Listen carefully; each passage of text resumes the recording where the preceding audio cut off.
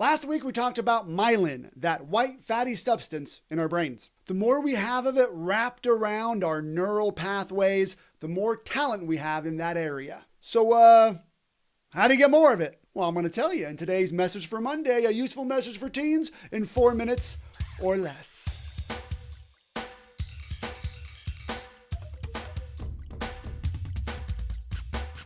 Myelin is living tissue. You got to keep it alive. You got to feed it. What do you feed it? Practice. Practice, practice, practice, practice, practice. But not just any kind of practice, a certain brand of practice. Something Daniel Coyle, the author of The Talent Code, calls deep practice, which is a very specific way of practicing that covers the answers to 3 questions. How hard, how fast, and how much. When you practice, how hard should the thing be that you're practicing? Well, if you're trying to get better at the piano and you've already mastered the basics, then playing Twinkle Twinkle Little Star for practice isn't going to help you much. But if you try to play Beethoven's Fifth, you'll be miserable. This is so hard. So hard. That's why you got to practice right in the sweet spot, or what's called the zone of proximal development.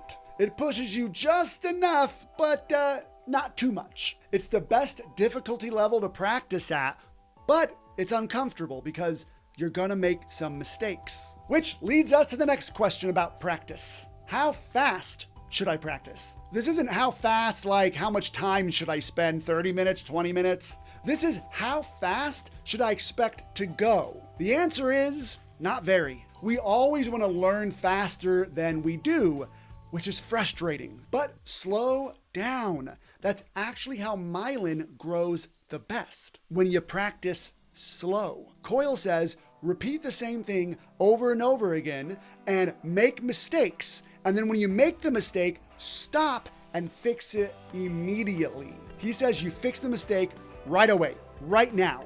And then you repeat, and then you make more mistakes and you fix it right away. So the process is slow. But if practice is like feeding your myelin, then repetition, making mistakes, and fixing them immediately is like a lobster and steak dinner. But Joey, I'm never going to make it all the way through the thing I'm trying to do if I keep stopping to fix my mistakes. Well, that leads us to the answer of the final question.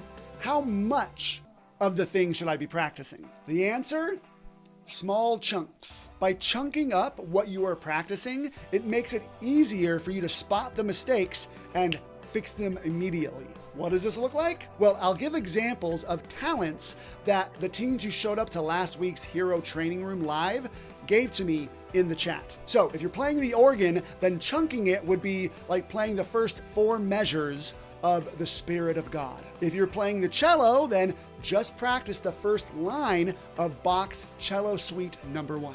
If you're playing chess, practice just the opening moves. If you're making more friends, practice starting conversations. If you're improving your fielding in baseball, practice catching a grounder and throwing it to first base. If you're acting, then practice one emotion with like 1 or 2 lines from a monologue. If you're falconing, then, okay, Tucker, I'm sorry, I don't know enough about falconing to give an example, but I'm sure you got it by now. I want you all to start doing deep practice this week. Remember the answers to the 3 questions. How hard?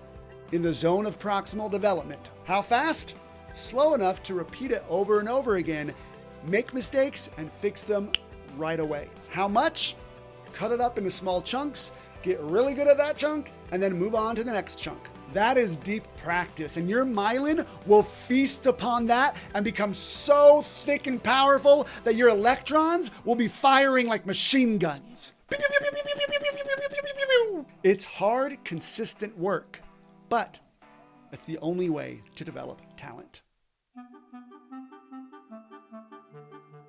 Hey heroes, the training room is on Wednesday this week. Remember, if you attend 5 minutes early, you get a chance to watch what song I picked for your positive playlist. They're all fun songs, and they're good to add to your playlist to help you feel better. Also, if you want to add your email, yes, the teen, your email to the email list so you get the weekly Message for Monday email, which has a bunch of cool information on it and stuff about the week, then have your parents go to the email they're getting, and there's a link they can click on to add your name and email to that email list. All right, see you guys this week. Bye!